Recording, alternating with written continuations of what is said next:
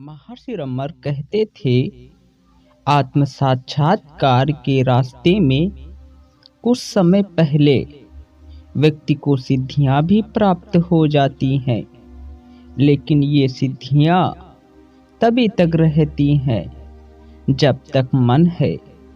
लेकिन मन के नष्ट होने के साथ ही आत्म साक्षात्कार होता है।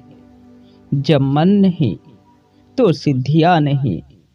जब तक व्यक्ति के अंदर अहंकार होता है तभी तक सिद्धियां उसमें प्रकट होती हैं, और जैसे ही अहंकार का नाश होता है वैसे ही सिद्धियां अप्रकट हो जाती हैं। अहंकार और आत्म साक्षात्कार एक दूसरे के विरुद्ध हैं। दोनों एक साथ नहीं रह सकते। जब तक अहंकार है तब तक आत्म साक्षात्कार नहीं होता। आत्म साक्षात्कार होने से अहंकार नहीं रहता, और अहंकार है आधार सिद्धियों के प्रकट होने का किसी जीव में। तो ऐसे ही एक दिन एक प्रश्नकर्ता ने महर्षि रमर से प्रश्न किया, महर्षि, मैंने कुछ समय पूर्व श्री भगवान से कहा था कि जब मैंने हिंदू धर्म स्वीकार किया उस समय के दौरान मुझे शिव का दर्शन हुआ था। कूर्तालम में इस प्रकार का अनुभव फिर से हुआ। ये दर्शन क्षणिक होने पर भी आनंददायक होते हैं। मैं यह जानना चाहती हूँ कि उनको कैसे स्थायी बनाया जाए। शिव के बिना चारों ओर जो भी दिखता है उसमें जीवन नहीं है। उनके स्मरण से मुझे बहुत आनंद मिलता है। कृपया बताइए कि मेरे लिए ऐसा दर्शन शाश्वत कैसे बन सकता है। वह महिला भगवान रमर से अपने जीवन में घटित एक घटना के विषय में बात करते हुए यह प्रश्न पूछ रही है कि एक बार मुझे शिव के दर्शन हुए थे। उनके दर्शन का वह अनुभव जब मुझे याद आता है तो बहुत आनंददायी लगता है। कृपया आप मुझे कोई ऐसा मार्ग बता दे जिससे यह आनंद स्थायी हो जाए। इस पर महर्षि रमर कहते हैं, आप शिव दर्शन की बात कहती हैं। दर्शन हमेशा किसी वस्तु का होता है जिससे उसे देखने वाले का अस्तित्व सूचित होता है। दर्शन का मूल्य उसके दृष्टा के समान है, अर्थात दर्शन का स्वरूप दृष्टा के स्तर पर होता है। दर्शन से अदर्शन भी सूचित होता है। जो कुछ दिखता है वह अवश्य अदृश्य भी हो जाता है। कोई दर्शन शाश्वत नहीं हो सकता, जबकि शिव शाश्वत हैं। दर्शन दृष्टा को सूचित करता है। दृष्टा आत्मा के अस्तित्व का इनकार नहीं कर सकता। एक भी क्षण ऐसा नहीं है जब चेतन आत्मा का अस्तित्व न हो, और दृष्टा चेतना से अलग नहीं रह सकता। यह चेतना शाश्वत सत्ता है, केवल सत्ता है। दृष्टा अपने आप को देख नहीं सकता, वह दर्शन की तरह अपनी आँखों से अपने आप को नहीं देख सकता। इस कारण क्या अपने अस्तित्व का इनकार करता है? नहीं। इसलिए प्रत्यक्ष का अर्थ देखना नहीं होना है, और होने का अर्थ अनुभव करना है। अतः मैं हूँ, वह मैं ही हूँ। मैं हूँ शिव, उसके बिना कुछ भी नहीं हो सकता।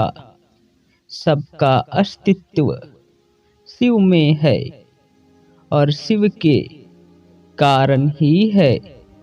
इसलिए अनुसंधान कीजिए, मैं कौन हूँ।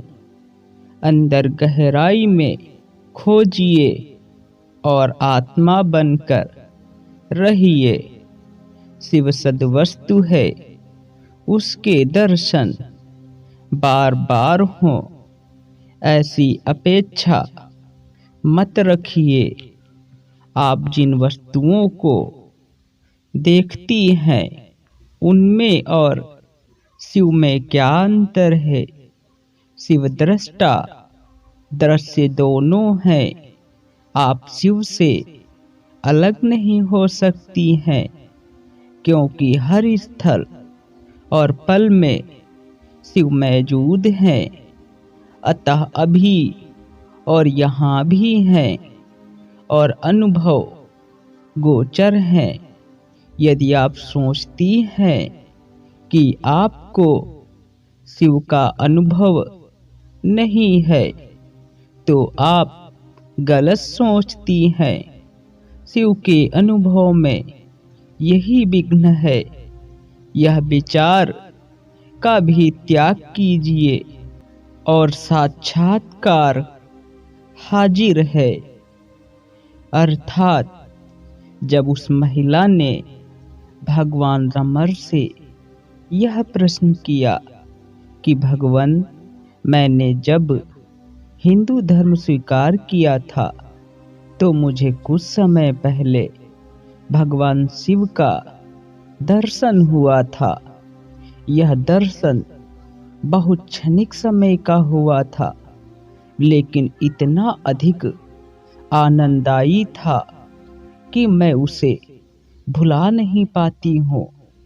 कृपया कोई मार्ग मुझे बता दें जिससे यह आनंद स्थायी हो जाए, सतत हो जाए, निरंतर हो जाए, कभी भी जीवन से मेरे खत्म ना हो।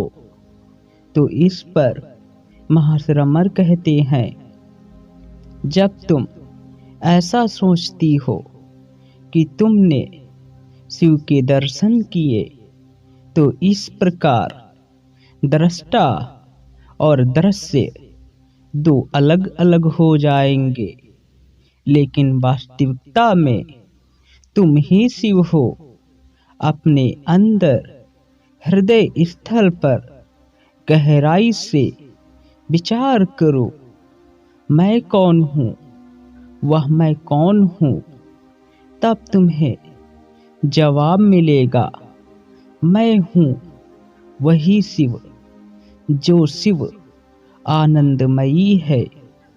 शिव अलग नहीं है, बल्कि शिव तुम्हारा अस्तित्व ही है। तुम जितना कुछ भी अनुभव कर रही हो, वह सब शिव स्वरूप ही है। शिव तुम्हारा वास्तविक स्वरूप ही है। तुम शिव से जरा सा भी अलग नहीं हो, बल्कि तुम ही शिव हो। जब तुम ऐसा अनुभव करती हो कि मुझे शिव का अनुभव नहीं हो रहा, तो यह विचार ही सबसे बड़ा विघ्न है कि मुझे शिव का अनुभव नहीं हो रहा। बल्कि एक बार प्रश्न करो कि जो अनुभव करने वाला है, वह कौन है? तो तुम्हें पता चलेगा कि वह कोई और नहीं बल्कि शिव ही है, अर्थात तुम ही शिव हो। और जो आनंद है वह स्वरूप है तुम्हारा। उस आनंद को तुम हर पल महसूस करती हो, लेकिन तुमने यह अपने अंदर विचार बना रखा है कि मुझे वह आनंद का अनुभव नहीं हो रहा है। यह विचार ही विघ्न है तुम्हारे रास्ते का। तुम इस विचार का परित्याग कर दो तो उसी वक्त आत्म साक्षात्कार अर्थात शिव प्रकट हो जाएगा।